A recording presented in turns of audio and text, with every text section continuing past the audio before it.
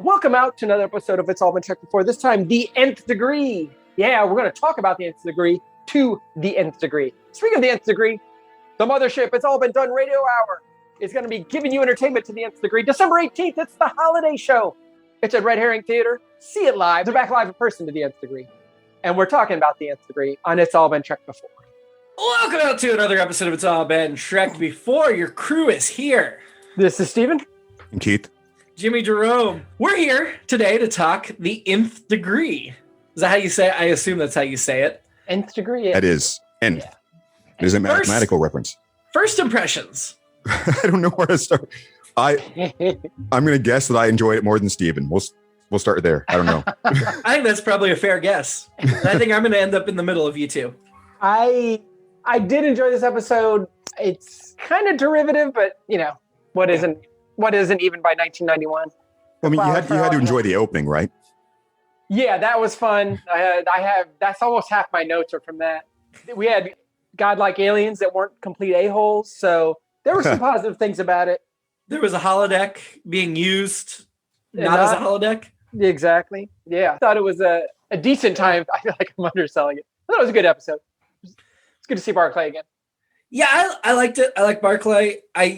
I think the ending saved it from what would have been a more mediocre episode if this was just like his intelligence got enhanced and then it got reversed. The fact that there was a purpose behind it, which we'll get to, of course, made the episode better, in my opinion, than it would have been. That's a good way of putting it. I thought in actually one of the Trek series raters or websites also said they thought it would go just flowers for Algernon, but the fact that there was this other thing going on was like they were going to have to put him down at the end or something, or am I thinking of the wrong story? Is that what happens to Algernon? No, I'm probably thinking of Mice and Men or something. Or Old Yeller. Yeah. We just spoiled a couple. I think you're thinking of Pay It Forward. Flowers for Algernon. I think whatever they're giving him stops working, and so he reverts back to his original form. But I think Algernon. I think you might be right. I think Algernon, the hamster or the guinea pig, does die. Is it really a guinea pig? I think it is. Or maybe I never read it. I don't know. I haven't read it. Deal. Yeah. Well, we all know guinea pigs are delicious. So, as are all things from Guinea. So we start with Crusher and Barclay doing Cyrano Borgia. I can't say the Bergerac. The Bergerac. There you go. I don't know why I want to say Cyrano Borgia, but you know what I mean. Yes. Cyrano de Bergerac, which obviously we're meant to think this is the holodeck and he's gone back to his old habits. Yep. And surprise, he hasn't, which is appreciative, because if it had just been him going back to his old habits, again, I think this episode does this a lot. It does some things that I'm like, and then saves it. Yeah. By doing something different. I thought that immediately because I wrote Barclay's costuming is on point. With Crusher, of course, which actually fashion definitely Crusher. The off the shoulder look is a thing for her. All of a sudden this season, and I applaud that. But it was good to see the Enterprise Theater again. I always go back to Conscious of the King, of course. It looked like a redressed version of 10 Forward. I think the doors were the same or something. Yeah, you're probably right. I've actually seen Actors Theater of Columbus did Cyrano. It was several years ago. It was at least a wife and a girlfriend ago, but it was really good. Actually, it doesn't matter. That scorecard doesn't matter. The point is, it was really good. They did it in the park, and I thought it was really well done. That's the only time I've seen the whole thing. I've seen variations. Roxanne with Steve Martin, of course, is a lot of fun. But we just saw the very end of it here. I thought it was interesting that even in the 24th century, theater will be a tough draw. All the main crew was there, but there were a lot of empty seats, and it wasn't a big space. It was mainly their friends. Yeah, exactly. But what an elaborate set and costumes for an audience of that size. Yeah. If you can just have a replicator just do it, that would be so amazing. If you could just here's the scene, just make this. There it is. Yeah, I guess they could probably use the industrial replicator to make set building a lot easier too. Yeah. My first 4 notes are about just this cold open. And so my first note was that they were leaning in hard with the audience reactions. Because, at first I wasn't sure if he was messing up his lines or if he was leaning into the uncertainty of the character. Right. But they let us know right away with those exchanged looks. Like, oh God, oops. Mostly from Data, which was surprising. They got to that, and it was like, should that even been possible for him to react in that manner? Should he? That much confusion on his face was just like the most I think I've seen. Well, and they're all Cyrano de Bergerac nuts, so they know by heart. So this is the seventh time Crusher staged it. Back by popular demand. I mean, not to skip forward too far, we'll come back to this because I've still got a lot of notes about this. Yeah. But later in the episode, he goes back to Crusher's acting class and does the monologue again. And I'm like, are they rehearsing to stage it again? Because they just staged it, and clearly they don't need multiple weeks of performances. I have a bunch of comments on the class or whatever too. My last note on this very opening part was Data's reaction. I thought he was watching one of my performances. His disgusted look. Like, I thought he came to the nude show that I was in. Oh, very good. Troy telling Barclay at the end that he made tremendous progress was satisfying to me. And I totally empathize and get him not wanting to realize or acknowledge it. I'd be right there with him. So I understand his hesitance, but also he needed to hear it, and it's a good step forward for him to hear it. So about the acknowledgement there, or rather what he was doing during the scene, I said I empathize in a sense of just, I can tell how frustrating it must be because we've seen him act pretty well in his own fantasies, in the holodeck, and he's just really smooth and he can do it. And so to have the yips up there in front of actual people would have been just excruciating. He knows he can be better. Yeah. He's better at improv than scripted work. You said, going back, I should have written this down because you said something funny earlier that I just wanted to piggyback off. It almost explained what the tough draw. Maybe they are doing this multiple weeks, and this is just like opening night, and their friends are there for that. And so it's like, we need to work on these things. Let's go back to the drawing board for the next performance.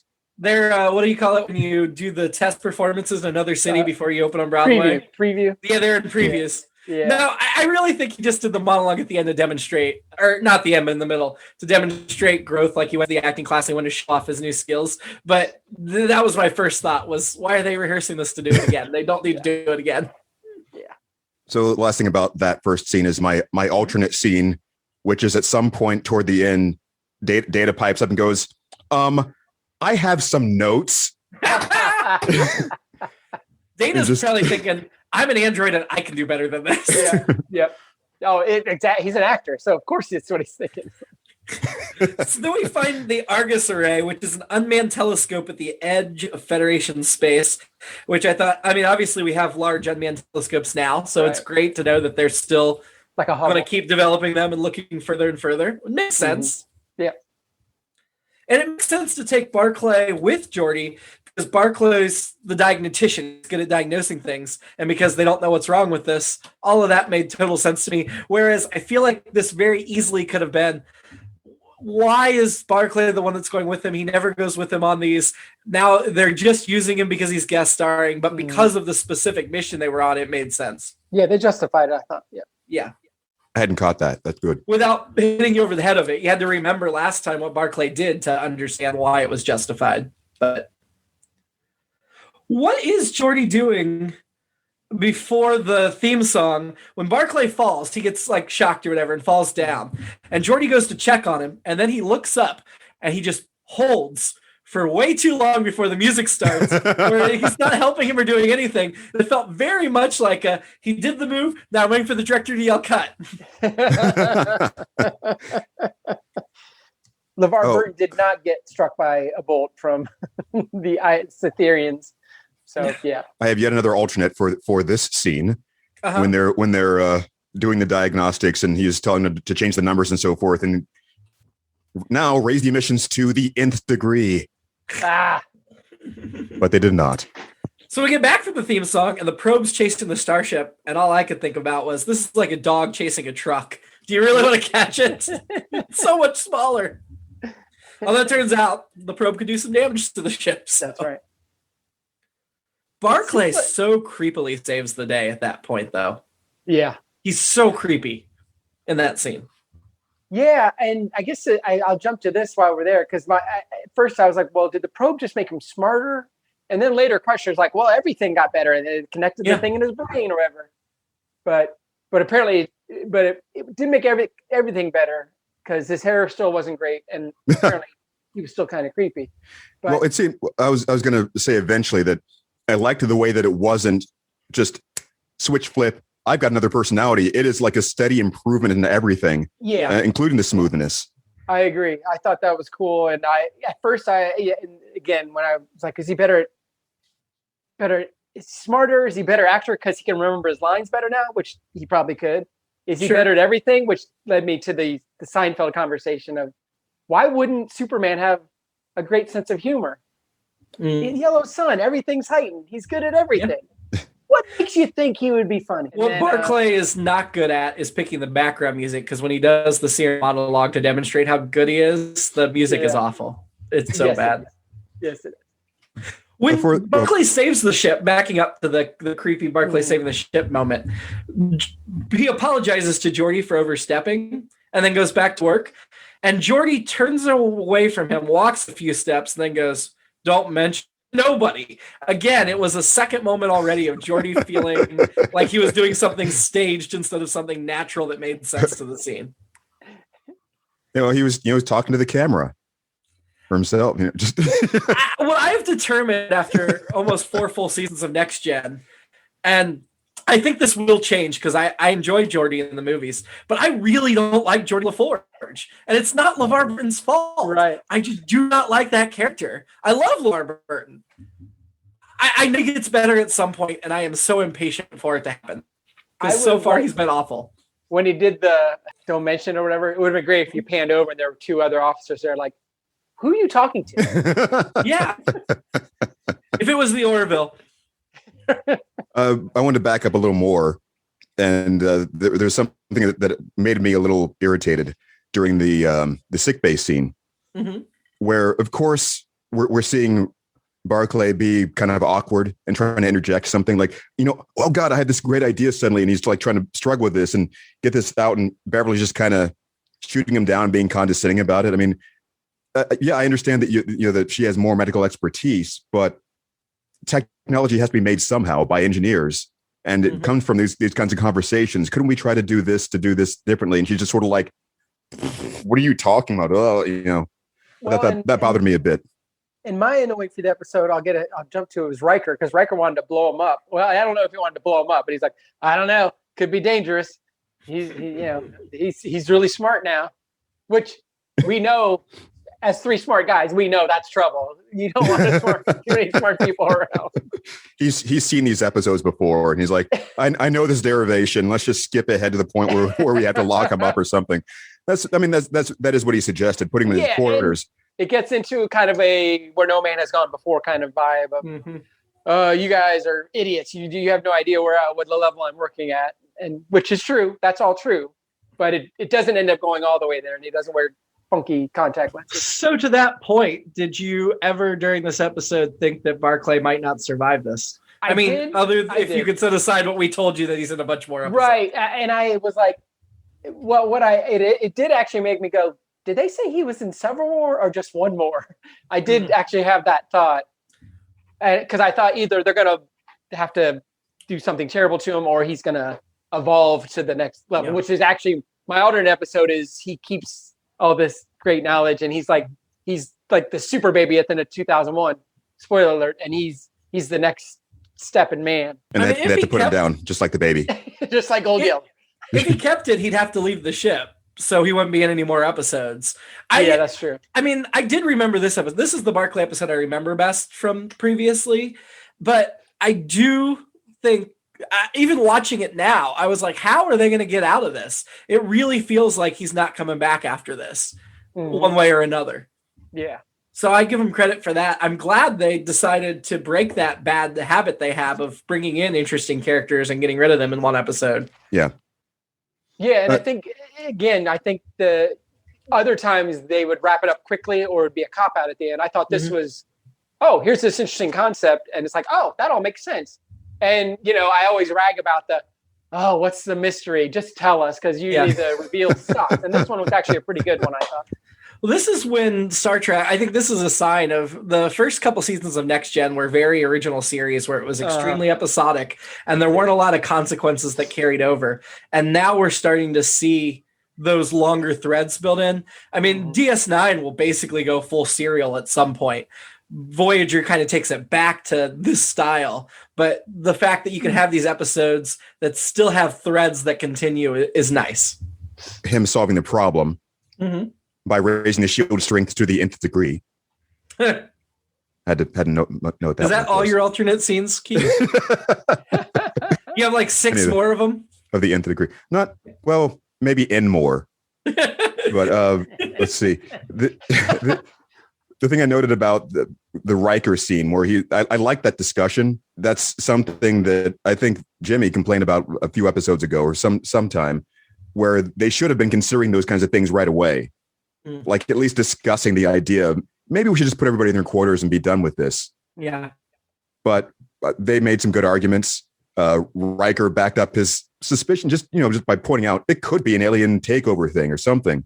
Mm-hmm. And they figured, okay, well, maybe we're overreacting. Fine. But I noted they all seemed, up to this point, they all seemed extra harumphy. That's the word I use. Yeah. Everyone was just during the play performance. Every time he was doing something, they were just sort of there in the background to exchange looks and go, The scene where Barclay hits on Troy in 10 Forward, she calls herself his former counselor. When did he stop going to counseling? I know we talked about it in the last Barclay episode, but her reasoning, wouldn't that eliminate everyone? Because isn't she technically everyone's counselor? She's the ship's counselor, so I would think everyone would still be her patient. And even if Barclay is not doing weekly visits anymore, he may have. I mean, he certainly seems better adapted than the first time we saw him. I still wouldn't call myself her former counselor. And we know that he'll have relapses and she will counsel him through them, even off of the show. So, like, former and future counselor, I guess. I'm just confused why she's not his counselor at this moment. It could be something we could criticize about the writing of the line itself, but there's also the possibility that this is just her letting him down easy, just giving the pat response. I mean, obviously she has some agency if she's able to be involved with Riker or people come onto the ship for various reasons, but she's like, I can't because of, I think you're on the right track, Keith. I think she's given the reason, this reason, but the actual reason is she's trying to find a nice way out of it. Because I used to always do the thing where if I worked with somebody and I used to do the joke, unfortunately it became not a joke, but I guess it didn't become not a joke. I would do the thing where I'm like, oh, are you hitting on me? I know this is weird because we work together, but if you're actually hitting on me, I'm quitting my job tomorrow. So it won't be a problem anymore. So, I mean, I think if then he just be like, all right, stop treating me. Can we go out now? But right. She said former. She jumped right to that. Former, can't do it either way. Yeah. I mean, I thought it was a good date idea walking through the Arboretum. Uh-huh. I do think and this is the wrong take, but I think some incel massive awful white boys could say, well, if she had just slept with him, none of this would have happened, because then he wouldn't have been in the holodeck all night. He could have solved all this issue. Yep. Which is the wrong take. Let me be clear. But I also love that Troy plays it both ways. She's like, well, I couldn't possibly. Then later, she's like, well, I don't know if you know this, but he hit on me. And he was good at it. It was a good pass. Yeah, it was a great one. He might have done it okay for you guys, but for me, he stepped it up. I took that as her just trying to make Riker jealous. And not to skip ahead, but at the end where she accepts the date and walks away, again, I think she's just trying to make Riker jealous. I would not dispute that. I also thought she was kind of sticking it to Crusher, even though Crusher probably doesn't care. But. No, Crusher wouldn't care. So we get to the Einstein scene. Albert Einstein, of course, on the holodeck, played by Jim Norton, who's best known for Straw Dogs, Water for Elephants, The Boy in the Striped Pajamas. He recently was in a few episodes of Tournament of Laughs. He's got 115 credits. Been around quite a while. Just to make it clear to everybody in the audience, it's not Albert's brothers who make the bagels. Which is why we had to point out it could have been a different Einstein. Funny enough, he will play Albert Einstein in the holodeck again in the season 6 finale. Oh, in a couple seasons. Well, you guys would not be surprised to know that as soon as I saw this, I wrote, "Uh-oh, holodeck." And especially when he's like, "Hey, tie into the main computer's core." I was like, "Okay, here we go. Here we go." But see, that's using the holodeck as a tool, not as entertainment. And I thought it was cool to see that other way the holodeck could be used, a very useful way, sort of like the next step over what Geordi did as using it for problem solving. Right. But it did become a problem later, though, right? It did, right. but I appreciated the idea of this interface isn't fast enough. Let me make a hollow one. I think you have to have you have to have at least a password and then a second password, double verification to be able to tie into the main core. It's just like they don't lock their doors. They don't lock the computer core. That's 24th century. Anything goes. Back to the Einstein scene, though. Geordi's the one that walks in on him and is very judgmental. And I'm like, should Geordi be judging the situation given what he did with Leo Brahms and stuff? Uh-huh. Was he that jealous? I couldn't decide if Geordi was jealous of what was happening or if he was actually worried for Barclay. There was I wrote that literal note about is Geordi jealous? ? I think he was. Some of the reactions, but then it seemed that he saved that or whatever. If he seemed to work through it quickly enough for the next few scenes, where he seemed to be okay with what was happening and kind of backing him up. Yeah, I feel like that's what he does in front of other people because he's his boss and he has to act like that in front of people or else it looks bad on him. When he's in private, I feel like he's his true self. I feel like he's a bad boss that doesn't want to be seen as a bad boss. Again, I hate Geordi LaForge. He definitely felt like he was like, well, I guess I'm not the smart one and blah, blah, blah. Or I am the smart one. It reminded me of the line from La La Land. Ryan Gosling's like, oh, you liked me better when I didn't have a great thing going because that made you feel better about your terrible life. Yep. And so that was in the back of my mind watching that too. Well, there were definitely a couple of next note is now Geordi's on board with this. Yeah, well, and sorry, I have one more. This goes back to one of my questions, and maybe this is part of where Geordi's coming from too. Why did they hit Barclay and not Geordi? Right. I think that's all right. I was going to say that I think that's a human reaction to have. Yeah, I think that privately, yes, you can have those those momentary lapses where you look and you look through the camera and have that thing like, why wasn't it me? Or what's going to happen? Or that sort of thing. But he processed it, moved on, and was practical about it. And I think that's what anyone can really do. So yeah. So Barclay builds the whole all new interface, hijacks the Enterprise. They get the computer back online. Why don't they immediately flee? Yeah. They noted at that point that they were no longer in any danger. Right. I guess he'd fixed the problem. It was like, okay, what's the emergency at this point? It's I guess we should find out what happened. You're welcome. I would still be getting away from it and then look over the data. And then and then just to be safe. Safe. I thought the whole contraption, the things going into his brain, were very Batman Forever. Jim Carrey had a device that he had all this info going into his brain. Yeah, looked very, very similar. So once again, Batman ripping off Star Trek. Oh, absolutely. Once again, yes. Always, obviously. Crusher brought up a bee sting. Yes. And just kind of dropped it in one sentence. And I would have liked a little bit more explanation as to how that was an appropriate analogy to what had happened. I didn't see how it tied into what was happening. I have another question about when he's hooked up like Jim Carrey, whatever, Jim Carrey. He went by both at one point. Is he speaking to everyone telepathically or through the computer speakers on the ship speakers? It seemed like the speakers. Yeah. Okay. All right. I think so too. Which definitely puts it in that where no man has gone before territory. It's not quite echoey, but it's definitely louder. And I'm not moving my mouth to talk. Yeah, he's got an IQ of between 1,200 and 1,450. Which, first of all, I feel like as smart as he is, he could narrow it down a little bit more than that range. But second of all, was it Q who said it was 2,100 a few episodes ago? Something like. I think you're right. I think Q. Well, yeah, I don't think he got as smart as Q. So yeah. Still very, very high. I mean, I'm only 1,200 on my best days. So when Barclay has all the secrets to the universe, and at this point, he doesn't know exactly what happened and doesn't know if it's going to last. Mhm. And he's smart. You'd think he would be, and his brain's going super fast, right? So he can do all this stuff and manage all this stuff. You would think the smartest thing to do right now would be to record as much of what you're thinking in the computer as possible so that later you don't lose everything. You can go back and recreate a lot of what you're thinking. I guess emotion and ego would keep him from doing that. But I think if I suddenly found myself smart, I want to write it all down. I mean, there are several things or several holes we could probably find. We could explain away as that wasn't part of the directive given to him by the aliens, although there were other things that he was still doing recreationally up to that point. But maybe once he hit that threshold, purpose mode kicked in.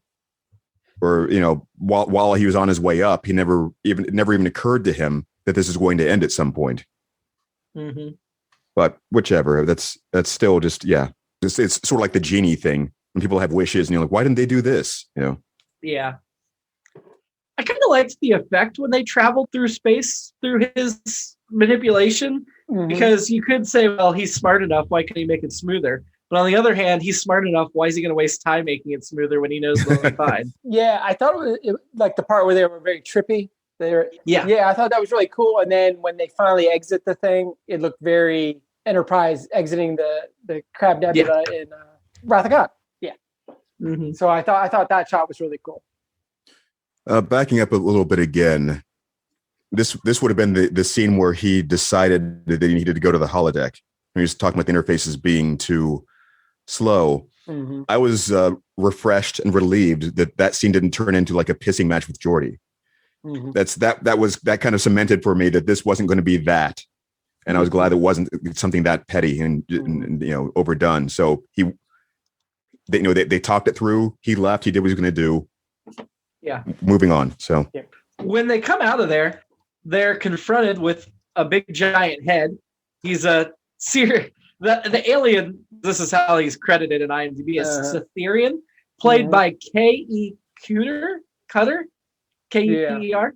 He is best known for The Last Starfighter, Zorro back in the 50s playing Hernando, and an episode of Deep Space Nine where he played a different character named Sarah. I remember this episode of Deep Space Nine. It was called The Storyteller, and it is a one-off episode. It doesn't do with what happens in the space. At least his character doesn't. But it is like a larger, outlandish kind of character that he plays. So it'll be fun to see him again. And they don't really change his look up much. He still looks very similar in that. He was also in an episode of Seinfeld. Oh, I missed that. He's credited as older priest in the episode The Conversion. Oh, that's the one that we talked about a few weeks ago, because one of the guest stars was from that episode. Okay, that makes sense. Was it Latvian Orthodox, Greek Orthodox? Yep. Was it Latvian? Latvian. All right. Latvian, yeah. He did pass away in 2003, so he's been gone for a while, but he was a little bit older at the time. He did voice Ego the Living Planet in Fantastic Four, the animated series. Huh. I like the big giant head effect. Yeah. But I also appreciated that they must have gone through Corona or something a while ago too, because they're all about working from home, bringing the work to them. It's almost like a Zoom meeting, but where you have to go, you bring the office to you. I don't know. One of the things said that they were the lazy aliens, because they're like, we don't want to do all this. But I'm like, it's less intrusive. I kind of liked the concept. I thought it was kind of an original idea. Mm-hmm. We're exploring the galaxy. We're just bringing the galaxy to us. Yeah, and they weren't like, we're so much smarter than you. I mean, they were. They said that, but they weren't like, we're judging you. They're just like, this is just the deal. That's what's going on. And we just want to say hi. We want to learn from you. We're gonna leave you some stuff. You'll figure it out eventually. Good luck with that. And it's efficient. It's efficient in the way that like a SETI search would be. If, like the idea of just like, we're going to put out these probes. Here's some information, and it includes. It's like a test all in one, right? If this works out, it works out. You get here. We exchange some information. That's it. And if you don't want to exchange information, if they pull a Klingon or a Romulan, they just send them. They just poof them back. I'm sure, in some way. I mean, you got to think most of space is empty. So it is more efficient to just bring that thing to you instead of going from empty galaxy to empty galaxy or solar system to solar system looking for something. And if you're capable of doing that, then yeah. Yeah. I did have a couple other random fashion notes. Random fashion. I kind of liked the Einstein look. It didn't look just like the pictures we're familiar with, but it was close enough to be familiar. Didn't stick his tongue out enough, And I did enjoy Geordi's jumpsuit that he was wearing when he crawled through the Jeffries. Yeah. Yeah. With the turtleneck. Yeah. Felt kind of TOS-y in a good way. Well, and that part also, again, reminded me of When No Man Has Gone Before, because it was just kind of like, hey, Geordi, what are you up to?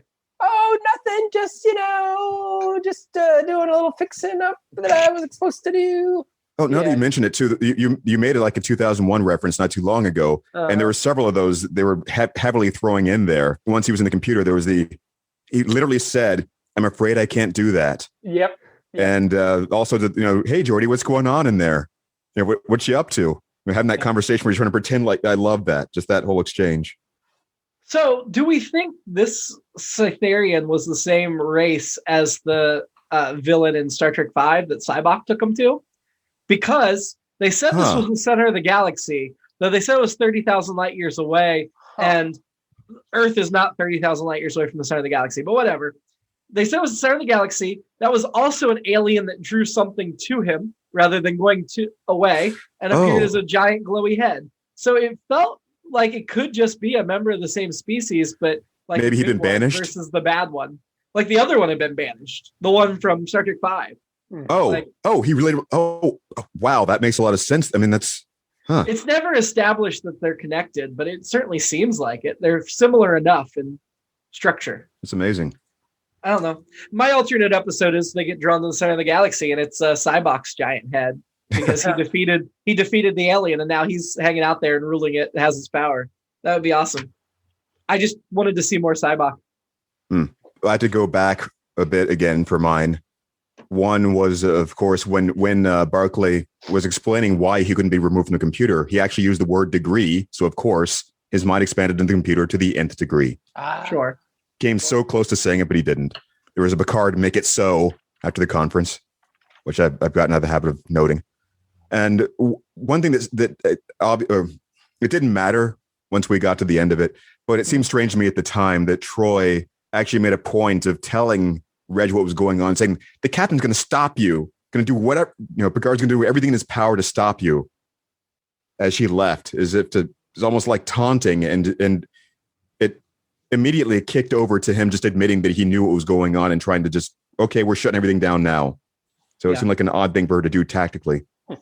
I just have a couple more notes. Flowers for Algernon. Algernon was a mouse in the original story, and so what happens to him is when whatever's making him smarter starts to slow down, it essentially slows down all of his functions. So he dies. What was a much better ending, I think, than Flowers for Algernon. Even though I love the Arboretum date, her taking it up at the end, and then I love the chess moment where she's like, "Do you play chess?" What was that? That made me think, okay, some stuff's still in there, and then now that would be interesting if we were going to see Barclay in a couple weeks or 4 weeks or maybe 7 weeks, whenever, if little things, maybe not big things, but just little things that kind of stayed around, like they didn't quite erase all the files that they meant to take back out. Yeah. So they left some in there. I'm glad you mentioned it because I didn't write it down specifically. The only thing I said was I'm going to need time to unpack the ending. And that's what I was referring to. Things like that. Why did they throw that in there? You do those like the end of like episodic cartoons sometimes. Just the bad guy opens his eye at the end. Right. That kind of thing. Like, whoops. Well, and you guys can tell me now because it's fine. It's not a big spoiler, but is he still as awkward next time we see him? Is he back to being awkward? Okay. So that part was not left with him. We're going to see him in 10, 15 years down. Not 15. We're going to see him years down the road. He's still just as awkward. Gotcha. My last note is about, and I referenced this last week when you read the synopsis. I said, "Oh, it's the movie The Computer Who Wore Tennis Shoes," which was a Disney Kurt Russell thing in the late 60s. And I saw it in the early 70s. One of the first movies I saw. And it was, so I thought that he drank some kind of potion, but that's for the strongest man in the world, which was a different Kurt Russell Disney thing around the same time, where it was in his cornflakes and he ate them and all of a sudden he had super strength. This may be Star Trek ripping off goofy Disney movie. While installing a replacement computer part during a thunderstorm, Riley, Kurt Russell, receives an electric shock and becomes a human computer. Very, very similar to what happened here. I think eventually it wears off, but they figure out that he had a trigger word, Applejack. So, and that's how he's able to do all this stuff. They win at the end. They win a bunch of quiz contests. As it's a college thing. But as his mental abilities return to normal, one of his other friends who isn't that smart has to end up winning it for him. Spoiler alert, very happy ending. They win the big championship. So, well, now we can't watch it for the show. Cesar Romero was also in that movie. Again, another Batman. So yeah. So I was closer than I even remembered, which is kind of cool. And I'm sure that's available on Disney Plus for anybody who wants to check that out. Hopefully. I recommend both those movies, and they're probably about 75 minutes long. Okay. And so, yeah. This episode was directed by Robert Legato. His second episode, he previously directed Menage a Trois last year, which we enjoyed. And he'll direct one episode DS9, but he's mostly a visual effects guy. He's best known for doing visual effects on the movie Titanic, Apollo 13, Hugo, The New Jungle Book, as well as a bunch of Star Trek. The episode was written by Joe Menosky, who we've mentioned before. He's a writer-producer, still a producer, or more recently, he's been a producer on The Orville and Star Trek Discovery. Not many people can say that, so still around. I know I can't. I can say it, just wouldn't be true, I guess. Well, I don't think there's many people that have worked on both of them, I guess was what I meant, because people seem to fall in the one of the two camps, which is dumb because they're both good. But anyway, so who was your annoyance of the week? Mine was Riker when he wanted to blow up Barclay. It was just a brief moment, but yeah. Fair. Mine's Geordi for all the reasons I said. That's a good one too. Yep. Yeah, makes sense. Keith? I'm going to use the scene with Crusher. So that one, yeah. The sick bay one where she was just sort of like, I think you don't understand, or you should stick to engineering, that kind of thing. It's like, come on, stay in your lane. Yeah. I end up offended on her behalf. Who do you want to have a drink with this week? We can still stick with last week, right? Sure. If you didn't find anyone in this episode you want to have a drink with, I do feel like because we've changed the way we type of pick, that we could probably pick a lead if we wanted, the same way we can with annoyance, right? Mm-hmm. If there's somebody that you really just in that episode was like, I want to have a drink and talk to them about what happened in this episode. I was thinking about that today. In fact, the way that this new paradigm would work, does seem to fit. Yeah, I say too. Smart Barclay then. Smart Barclay? Yeah. Or the Cytherean, if he could take his giant head down to 10 forward. Which one? The Cytherean. The one that shows up first. No. Which one do you want the drink with? Barclay or the Cytherean? Oh, sorry, the Cytherean. I changed my mind. Sorry, I changed my mind. Guys, my brain is working so fast right now that I need a better, bigger interface to go this fast. I need a better interface than me, actually, is what I need. So yeah, the Cythereans, I'll go with them. See, one thing I was thinking about this, how this works, is I feel like I'm likelier to choose the more annoying people in the episode to have the drink with, to unpack what they did and why, and go, could you have, I want to understand more about this thought process. And I'm glad you met me here for this drink. I got a question. What is wrong with you? not even quite like that, but just even the discussion I would have wanted to have with Beverly about, here's how engineering would work. Why would you want to do this? Or even maybe even especially Geordi to ask, are you jealous? What's going on there? But it's so hard now. It's just. Steven almost had me change to the Cytherean because that was an excellent choice, but I feel like he'd get a little bit annoying based on He knows everything, and it's just Right. So now I think I want to go to the cast party and have a drink with Barclay at the cast party in that specific circumstance, because I feel like that would be a good way to get to know him, and it would be fun. Mm-hmm. Oh, that's really good. See, I think I'm leaning toward the Cytherian because of at least the possibility of asking him about technical questions to see if, they wouldn't necessarily know everything that's I mean, the whole point of having an exchange of information is they wouldn't know the particulars of what's going on Earth per se, but maybe if there's something you're trying to figure out, they would know. So I think the Cytherian is a solid choice. So where we want to rank this episode, let's start. Third from the top. Third from the top. That's Reunion. It's going below Reunion. I'm trying to think of a good place to rank this. I want to put it like upper middle. Yeah, good place to start. I was going to say something like that, and not in a joking way, because I feel like it's not one of the upper echelon, right? But I feel like it's somewhere. It's above the middle. It's above mediocre. Yeah, but it's not in the upper echelon. Somewhere. I think what's going to hurt it is there's so many really strong episodes this season that it's going to end up further down than it would in another season. Yeah. But let's start with Devil's Due. Better or worse than Devil's Due?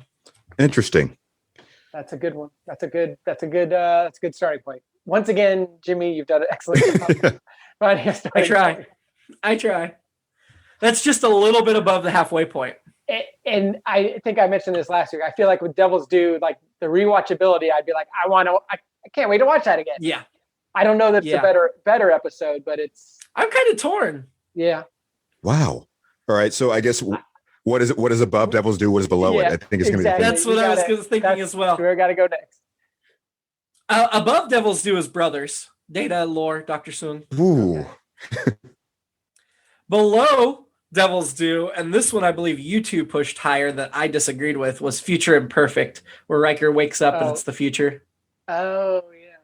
I think I wanted to rank it lower, but you guys, I think this is definitely better than Future Imperfect, and actually, I can say without hesitation, I think it's better than anything below Future Imperfect. I think it really comes down to the concepts they put forth with how he was using the holodeck, and of course the reason why this happened. It's actually similar to Brothers in that sense, if you think about it. The idea of someone being taken over to take the ship to some location, but this felt like a better, I don't know, like a better reason, a better purpose, a more noble purpose. It doesn't seem to make as much sense for Soong to have put this time bomb in Data and had him take over an entire ship to do it, as opposed to just taking a shuttle or something, right? So, yeah, I don't think many people rank this above Brothers, but I might. If you guys want to go with Brothers, I know I didn't love Brothers as much as you guys, I think. So I'd probably go above it, I think. Above Brothers is First Contact. Oh. Yeah. Which was a great episode. Yeah, I think I could go above Brothers. I think I would go below First Contact. Yeah, I think I would too. It's like thematically right in the middle of those two, isn't it? Yeah. Yeah. What do you think, Keith? Yeah, man. We all agreed where it is? Yep. That ranks at number 7 for the season, which I feels like pretty good. Wow. Yeah, that's good. Next week, Cupid, aiming to get out of Jean-Luc's debt. Q forces Captain Picard and his officers to live out the legend of Robin Hood with a past acquaintances Maid Marian. I am quite glad that I didn't know about that synopsis, or at least get far enough into have. I mean, because just the Robin Hood thing comes so late. Yeah, I was just like, what? Yeah. What is going on? What? Yeah. All right. I mean, all the pictures from that episode are like whenever you see that episode, it's always a picture of the Robin Hood scene, but. That happens relatively late. I feel like it should just be like a picture of Picard and Dash hanging out before that. Yeah. Anyway. Until then, live long. And intelligently. And to the nth degree. Prosper to the nth degree.